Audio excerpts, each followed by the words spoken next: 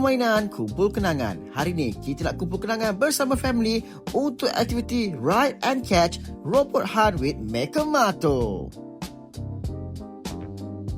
Misi menangkap robot-robot jahat. Let's go. Perjalanan kami bermula di LRT Putra Heights. Dekat sini ada passport collection.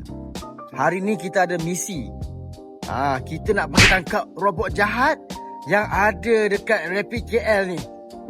Boleh tak abang dengan adik tolong abah tangkap robot jahat tu? Boleh tak? Boleh.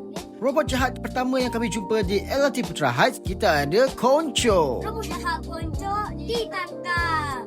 Bagi laluan Kelana Jaya, bermula Putra Heights sampai ke Jelatik, ada 10 robot jahat yang boleh kita tangkap. Ini termasuklah yang berada di Rapid KL On Demand. Selepas Putra Heights, kami singgah pula di USJ 21 untuk tangkap Konco L. Disebabkan terlalu teruja, kami terlepas pula stesen USJ 7. Tak dapatlah tangkap Roborigami dekat situ. Kejap lagi, dekat stesen seterusnya, lepas kita tangkap robot jahat, adik letak kad ni dekat meja tu, okey? Dari stesen USJ 21, kami terus bergegas ke stesen Glen Mary. Dah rugi satu chop dekat USJ 7. Untuk Glen Mary dia jauh sikit, dia kena keluar daripada stesen.